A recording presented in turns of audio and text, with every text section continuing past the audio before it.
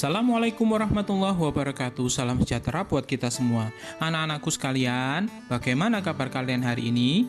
Doa saya semoga kalian dalam keadaan sehat, dalam keadaan yang baik-baik di rumah. Anak-anakku sekalian, karena ini masih masa pandemi, maka kita melanjutkan materi juga melalui daring. Hari ini kita akan belajar tentang ilmu pengetahuan sosial, IPS, kelas 8. Nah, sesuai yang kalian lihat di judul ini, ayo kita kenali ASEAN. Ini masih berhubungan dengan ASEAN. Ini ya, adapun bab yang kita bahas yaitu bab pertama berjudul interaksi keuangan dalam kehidupan di negara-negara ASEAN. Adapun kompetensi dasar yang harus kita capai yaitu mampu memahami perubahan keuangan dan interaksi antar ruang di Indonesia dan negara-negara ASEAN yang diakibatkan oleh faktor alam dan manusia. Misalnya meliputi teknologi, ekonomi, pemanfaatan lahan, politik, dan juga pengaruhnya terhadap keberlangsungan kehidupan, ekonomi, sosial, budaya, dan politik. Nah, di bab 1 IPS kelas 8 ini dibagi lagi menjadi beberapa subbab. Yang pertama yaitu mengenal negara-negara ASEAN. Dalam subbab ini nanti akan dibahas tentang letak geografis, juga letak koordinat. Letak koordinat ini biasanya disebut dengan letak astronomis. Nah, anak-anakku sekalian, sebelum kita jauh membahas tentang letak geografis dan letak koordinat ini, ada baiknya kita memahami betul sejarah tentang ASEAN. Latar belakang berdirinya ASEAN seperti apa, siapa yang mendirikan, kapan didirikan, dan sebagainya. Nah, hari ini kita akan fokuskan pada mengenal apa itu ASEAN. Baik, kita lanjutkan ya. Nah, ini ya, ayo kita kenali ASEAN. Kita mulai dengan beberapa pertanyaan.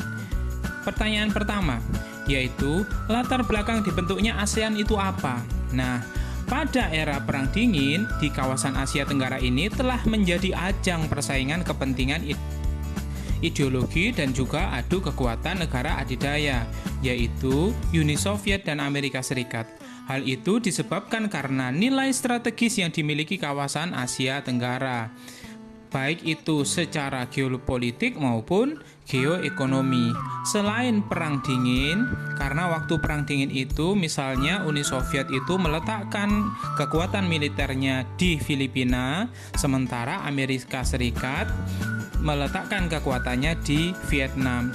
Otomatis kondisi di Asia Tenggara menjadi tegang, apalagi ditambah dengan konflik militer di kawasan Asia Tenggara itu sendiri yang meliputi 3 negara waktu itu, yaitu Laos, Kamboja, dan Vietnam. Ini dilatar belakangi karena konflik adanya perbatasan wilayah. Ada juga misalnya konflik bilateral, yaitu 2 negara seperti antara Indonesia dan Malaysia. Biasanya memang konfliknya tidak akan jauh dari isu-isu sensitif tentang kewilayahan atau batas wilayah. Juga ada konflik internal. Ini adalah konflik yang terjadi di dalam negeri, seperti yang terjadi di Kamboja, Thailand, dan Indonesia.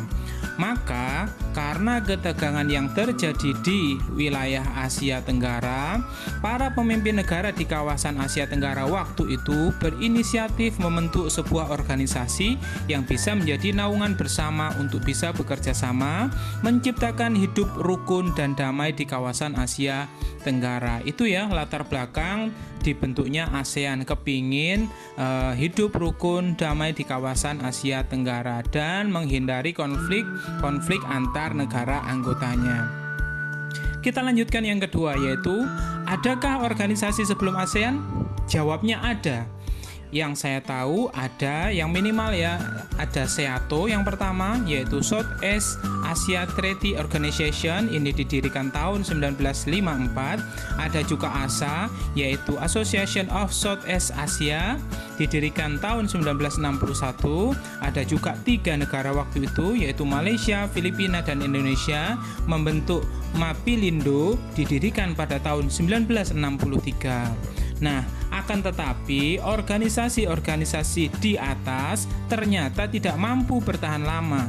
Ini dikarenakan karena berbagai sebab, antara lain pertentangan ideologi, ada juga sengketa teritorial. Teritorial itu berarti kewilayahannya, batas wilayah negara antara negara satu dengan negara yang lainnya. Maka, belajar dari permasalahan tersebut, para pemimpin di Asia Tenggara berkomitmen membuat organisasi yang jauh lebih kuat dan lebih baik lagi dari sebelumnya.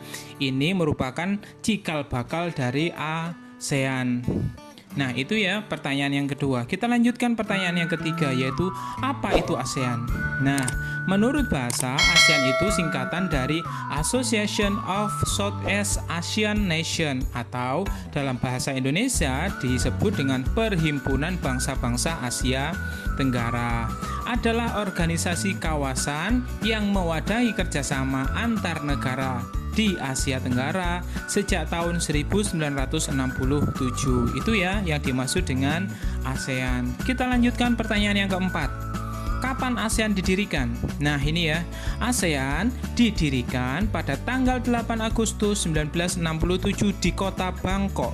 Ini adalah ibu kota Thailand. Oleh siapa? Oleh negara Indonesia, Malaysia, Filipina, Singapura, dan Thailand. Nah, kelima negara ini kemudian disebut sebagai negara pendiri ASEAN. Pendirian itu sendiri ditandai dengan proses penandatanganan Deklarasi Bangkok. Saya ulangi lagi, karena ini penting ya.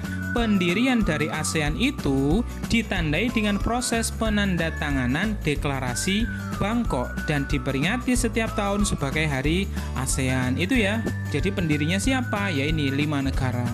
Kita lanjutkan. Pertanyaan kelima, siapakah penandatangan Deklarasi Bangkok? Jawabnya adalah tentu saja perwakilan dari negara pendiri itu tadi, yang jumlahnya ada 5, dimulai dari Adam Malik, yaitu Menteri Luar Negeri Indonesia. Yang kedua adalah Tun Abdul Razak, yaitu Wakil Perdana Menteri Malaysia, merangkap Menteri Luar Negeri Malaysia. Perlu catatan, Tun Abdul Razak adalah salah satu tokoh pendiri dari negara Malaysia. Yang perlu kalian ketahui bahwa ternyata Tun Abdul Razak masih ada keturunan dari Kerajaan Goa di Makassar. Artinya Tun Abdul Razak masih ada hubungan kekerabatan dari keturunan orang Indonesia. Itu ya Tun Abdul Razak. Sekedar tahu saja. Yang ketiga, Narcisco Ramos, Menteri Luar Negeri Filipina. Sementara yang keempat, Sinnathamby Rajaratnam. Ini kalau di buku biasanya ditulis S Rajaratnam gitu saja.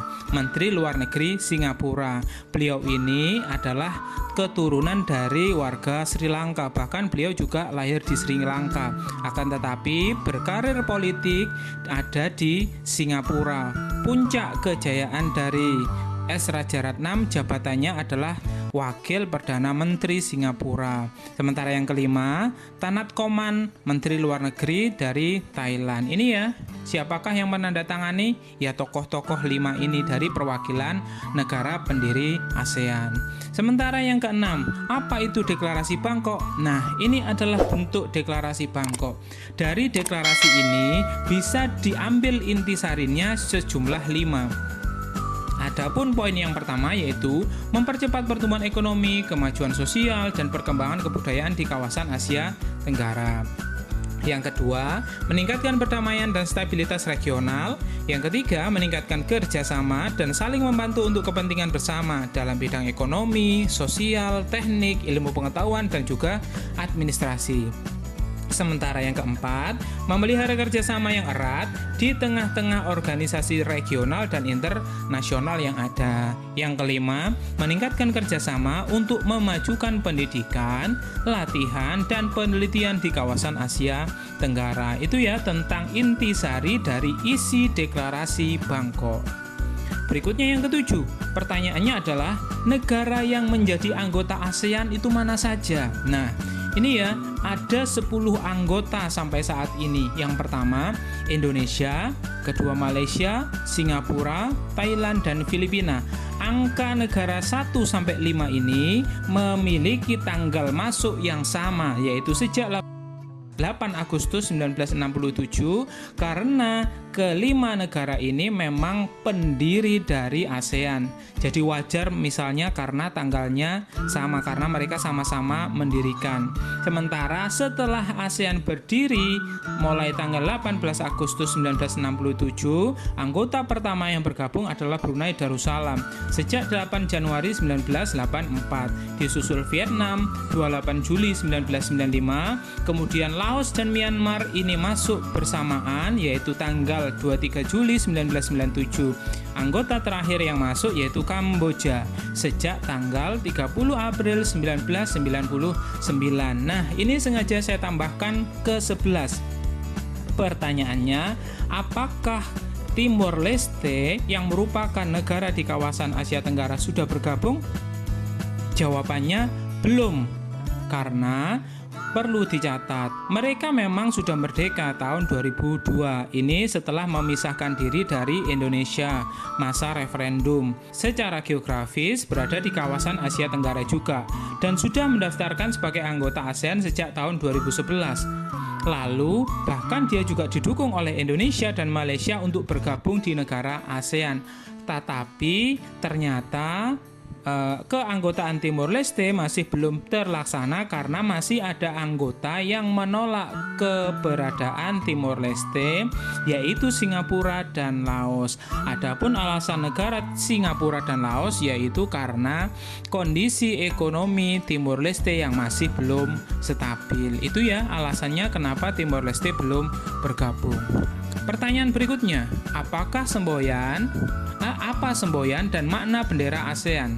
Semboyan ASEAN itu adalah One Vision, One Identity, One Community, yaitu satu visi, satu identitas, satu komunitas. Adapun makna bendera ASEAN yaitu ikatan rumput padi. Ini ya, rumput padinya warna kuning diikat, melambangkan terikat dalam persahabatan dan kesetiakawanan sosial. Sementara lingkaran ini melambangkan kesatuan ASEAN. Sedangkan warna mewakili warna dasar setiap bendera negara anggota ASEAN. Contohnya warna biru misalnya.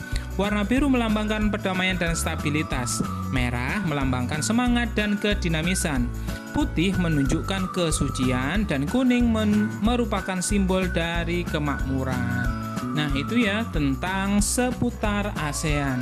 Catatan sekali lagi, ini ya, keberadaan Sekretariat Jenderal ASEAN ternyata juga berada di Indonesia. Ini juga tentu menjadi kebanggaan bagi Indonesia karena Sekretariat Jenderal ASEAN berada di Indonesia. Tepatnya di Jalan Sisingamangaraja, Kebayoran Baru, Jakarta Selatan. Dan ini sudah digunakan sejak tanggal 2 Januari 1993. Itu ya tentang seputar ASEAN. Untuk berikutnya, pertemuan yang akan datang kita akan memfokuskan pada mengenal negara-negara ASEAN dari dua sudut pandang, yaitu letak geografis dari negara-negara ASEAN, letak koordinat negara-negara ASEAN, atau letak astronomis negara-negara ASEAN.